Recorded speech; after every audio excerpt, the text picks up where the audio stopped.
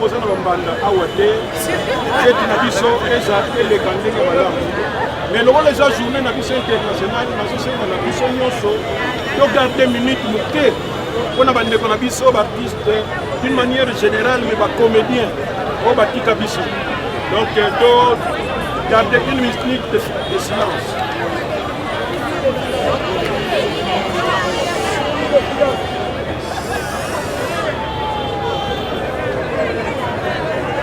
Biso toza nango esprit moko tout ça nazopesa bino fait vert na porte wana motu nyonso azobima betinga moke makasi te beti moke oleki obeti moke toyokani bakasi ne il y aura une séance pédagogique. Nous aurons des professeurs de l'INA qui seront avec nous pendant au moins 1 heure de temps pour nous donner certaines matières indispensables dans le fonctionnement du métier de l'artiste comédien. Et là, c'est une spécialité de l'ANTPC. Nous avons créé notre association, pas parce que nous voulons seulement nous retrouver, mais c'est parce que nous voulons quand même canaliser un peu tout ce qu'il y a, problèmes socio-professionnels, que nous puissions discuter sur ce que nous faisons, sur l'habillement de nos artistes, sur le contenu de ce que nous produisions à la télévision, parce que nous avons des enfants, nous avons des femmes, nous avons des petits-fils, tout ça, nous devons tenir compte de cela. Donc, notre association, c'est en même temps une école de conscientisation professionnelle et didactique. Voilà. Vous êtes content aujourd'hui du rendement du théâtre dans notre pays? Bon, vous savez qu'on ne peut pas être content, satisfait de tout. Mais l'essentiel est que nous voyons, surtout les jeunes qui arrivent, ils essayent de faire un effort, d'évoluer dans un monde où il n'y a pas de sponsors. Donc il faut se débrouiller. Et parfois il faut produire un épisode de 45 minutes chaque semaine.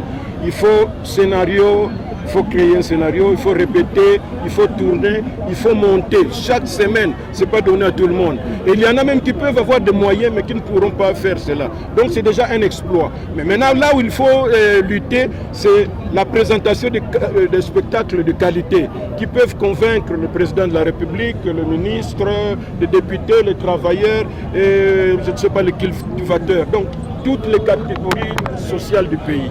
Alors, eu égard de toutes ces difficultés, qu'est-ce que vous recommandez à l'État pour qu'il vienne en aide? Non, aujourd'hui c'est la journée internationale du théâtre. D'abord, nous remercions beaucoup l'autorité du pays, le président de la République, le président Fachi, parce que chaque fois qu'il y a une activité importante au pays, eh bien, l'ANTPC a toujours été associé. C'est extraordinaire. Cela veut dire qu'on nous prend au sérieux.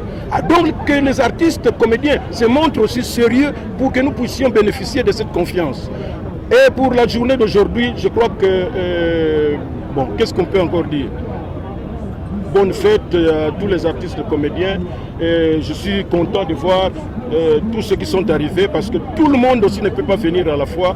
Il y en a qui ont des problèmes de matanga, il y en a qui sont malades, il y en a qui sont en voyage. Mais du moins, pour vous dire que les artistes comédiens existent, eh bien, ils sont là. Qu'est-ce qui a justifié?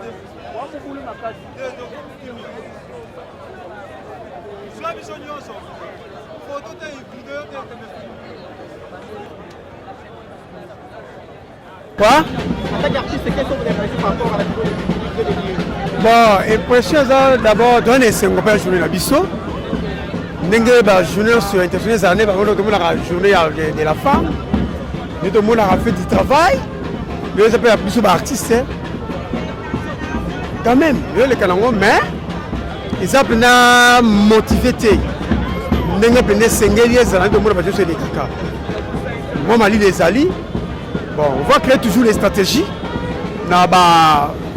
Je ne sais pas quoi. Voilà le rôle. En comparaison, est-ce que le théâtre, la mission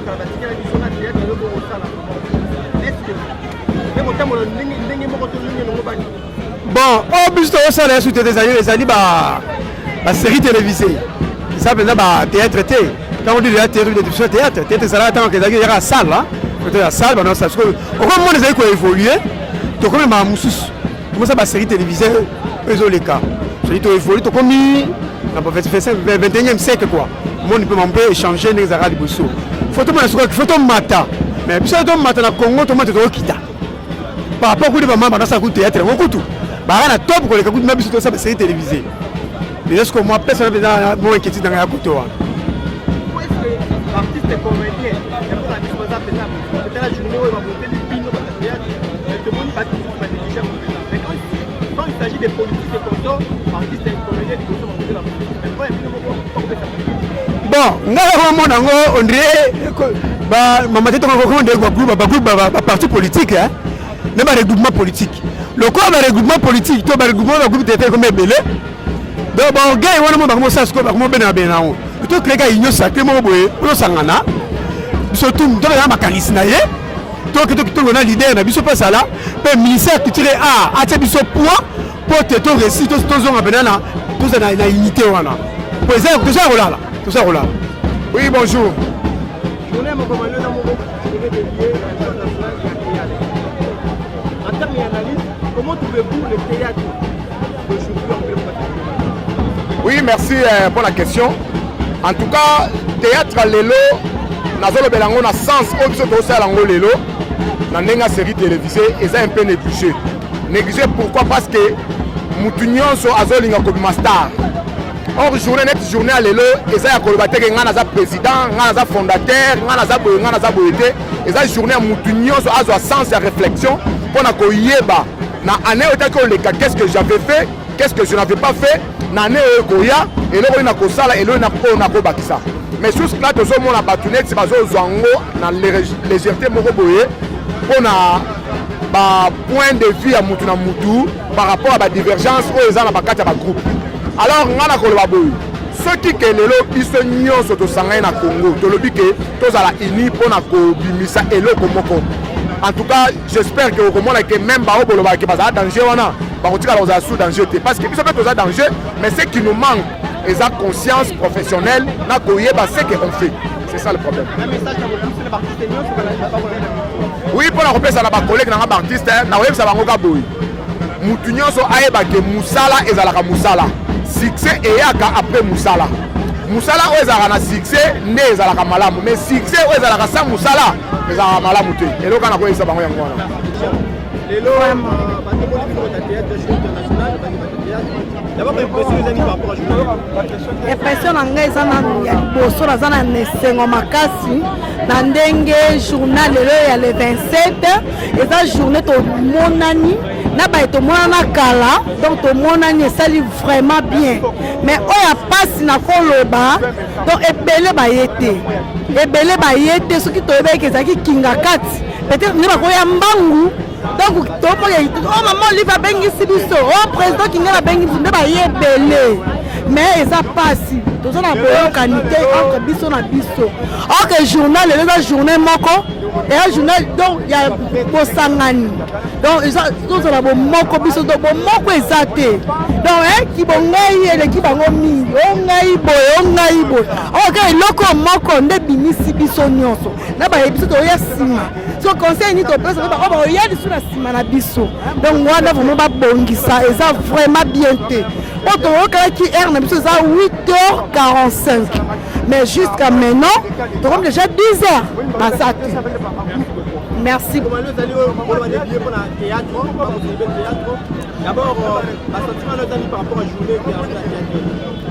Vraiment, toza makasi pour lelo eza fête munene ya journée internationale ya théâtre ya artiste nyonso ya comédienne donc tozo sepela tozo zela kuto omona ke misusu nanu bayete bazana na banzela bakonzi pe président Masumu nanu a comité so bakomi mituke ye ezwi biso nde tokende kofete na Pacific Palace.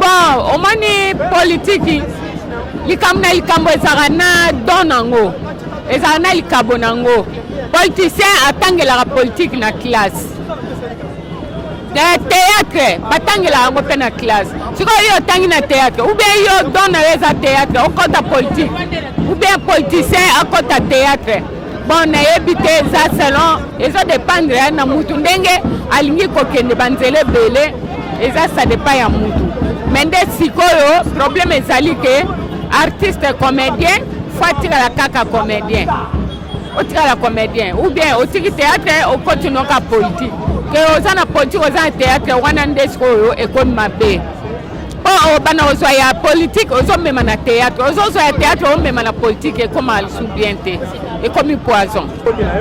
Mbote chef. Voilà. Aujourd'hui, les noms des receveurs, je viens de lancer à théâtre. Ok. En tant qu'artiste, d'abord, pour les noms, mais pour les amis. En tout cas, nous sommes dans la joie. C'est la fête, comme vous le constatez. Bozo, Kaba Fanfare, Bozo, Kaba Mambebele. Nous sommes vraiment dans la joie pour la fête Nabiso. C'est le biso mot de fêter. Je ne crois pas qu'ils en ont monté à fêter les biso. La charité bien ordonnée commence par soi-même. Il y a un moment où les comédiens vont se mobiliser. Journée internationale, il y a théâtre. Nous allons pour fêter quoi. Pour célébrer la journée Nabiso. Voilà. Constant de Sali, quand il s'agit de vous, d'artistes comédiens, il y a un tel théâtre. Ok. Et l'euro est sali, l'euro peut s'habiller, l'euro peut s'habiller, l'euro peut s'habiller, manaka. Tout le monde a une implication, il y a des comédiens. Mais quand il s'agit d'une sensibilisation, pour l'exemple, Kingakati, pour que nos acteurs politiques, artistes, et ça, la rondelle n'est déjà, c'est une question, c'est une très bonne question, mais un peu glissant, on va pouvoir nous toucher. On est revenu quand la première point, lorsqu'il s'agit, il y a Bissomo, on a célébrer en haut, on va motiver. Non, écoutez, on est censé de motiver nos frères et sœurs. Bateau basé à moi, Bolembu, tel sabango utilité, il y a la journée net, il y a boé. Moi, je crois qu'au fur et à mesure, il y a le lot sur Simbi, donc la mobilisation a des raisons à Bissau. Mais sinon, nous sommes là, la fête est là, donc on est en train de fêter quoi. Voilà. Merci. Qu'est-ce qui manque pour continuer à Bissau, la théâtre congolais pour que tout est là. En tout cas, nous allons bango tout à l'heure, nous devons avoir une place d'abord en amitié Mabadou. Vous savez, le distraction. Non, non, non. Nous sommes là pour édifier ma famille et belé. Vous comprenez, donc, dans le 7e art, le théâtre cinéma, le 7e art dans le monde. Donc, il faut comprendre que le théâtre est la place où on a vie à Batou. Donc, théâtre, les autres places à Batou, le lengue à Kotambola, théâtre, les édifier ma famille et belé. Et voilà, théâtre est vraiment important dans la vie. Biso Bengango, c'est un miroir et la société. C'est-à-dire que lorsqu'on parle de la société, même le théâtre, ça fait partie quoi. Donc il nous faut des industries cinématographiques, il nous faut des grandes maisons de production pour promouvoir encore une fois notre culture ainsi que beaucoup plus particulièrement le théâtre. Merci mon frère.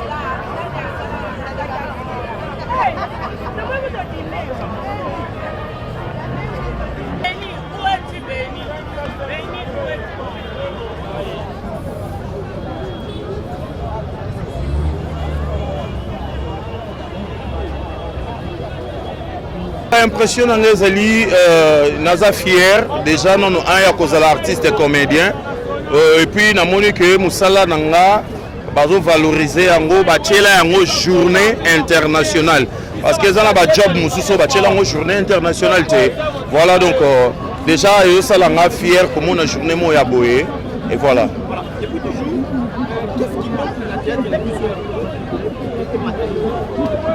Et là, nous avons une divergence entre biso. Nous avons une bolingoté entre biso. Là, si bolingo rien ne va marcher. Donc, bandeko va comprendre que nous avons un ghetto vraiment. Par rapport à notre lobakake, bandeko mususunde ba copie biso. Biso tikalika wana ke ba copie biso. Mais nini tozo sala pour que tous à la penza à l'auteur ya rozala bato yo ba copia bango. Vous comprenez donc les alliés nous divergence entre biso dans les vides cabo et donc dans les pamba o basolana ote o bazarana ote mikolo baboyi baleki bazaba soki ba impoli baleki pe ba mona ke mikolo neti bango c'est comme saison simbate donc baza déjà na ba boyo qualité entre bango donc nyonso wana yango ça ke moyen to évoluer exact. Pardon? Ouais, les artistes, to kutanaka, mais to linganaka ya vrai, to sangana, on a tombola art dramatique ya mboka na biso. Donc to longo la divergence wana et rosala bien makasi moni soki to komi à l'auteur et osa fierté to banda lisuku betaka kutu ba tangwa te ko bango nde ba copia biso parce que tant to beta bongo c'est parce que bango ba copier après ba sali performance na kopa ngo quoi voilà donc biso to tikali siko na c'est donc c'est ça.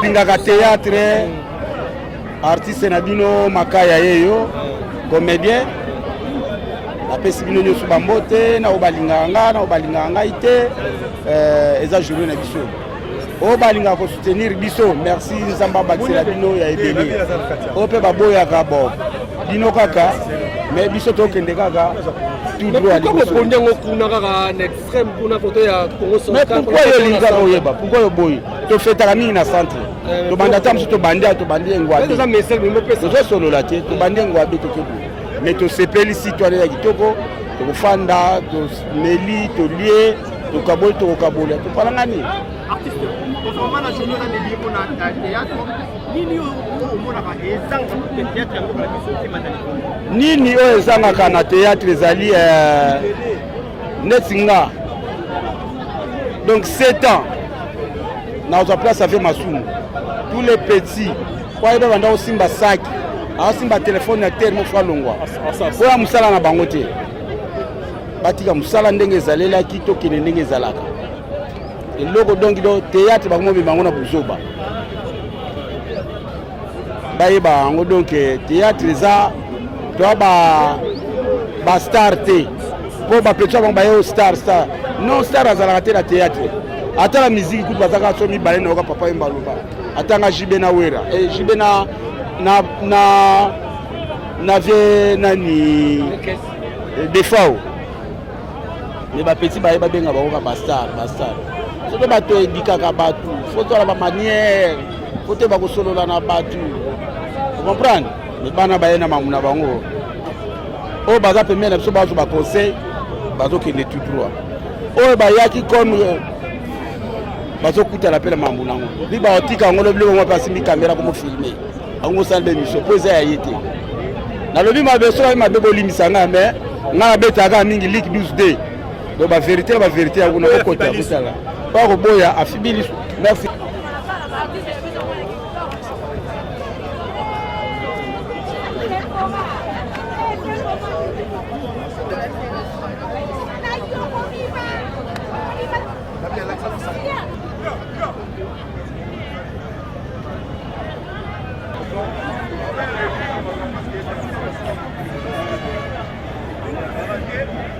Bien, merci pour cette question. Je m'excuse d'abord parce que ma voix ne me permet pas de me parler. Mais sinon, c'est une journée qui doit être honorée par tous les artistes. Parce que c'est depuis 1962 que les artistes et comédiens de par le monde ont commencé à commémorer cette journée. Alors, à ce qui nous concerne, moi je dis merci aux responsables de l'association. Et merci à vous, presse. C'est grâce à vous que cette journée va connaître sa vraie valeur. Qu'est-ce qui manque pour que notre théâtre, le théâtre du Congo, soit élevé comme on voit dans d'autres pays? Bon, il faut d'abord que l'artiste et comédien congolais soit conscient de ce qu'il fait. Et il faut aussi que il faut qu'il y ait une réforme. Il faut que les artistes soient soutenus. Il faut que le ministère prenne en charge les comédiens. Voilà. Merci. Bonjour.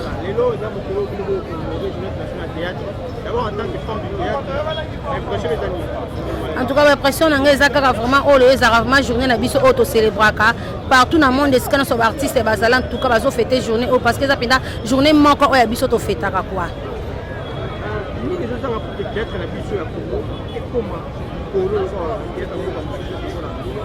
yango kasi likambo yango vraiment esalaka biso mpenza mpasi toyebi na bamboka mosusu oyo mpe totanga mpenza kombo te basika baartiste bazali tomonaka baartiste wana ndenge bavivaka gouvernement na bango ebimiselaka bango balingi basala boye ebimiseli bango me oyo ya biso ana mboka oyo nayebi te c'est comme si baconsidéraka biso baartiste te nayebi te vraiment place wana nga mpe vraiment esalaka nga vraiment mpasi tosengaka na bakonzi na biso ya mboka tuka bameka na koconsidere biso baartiste parce que tosepesa mpe mitema na bango kwa na bandako kwa bameka vraiment koconsidere biso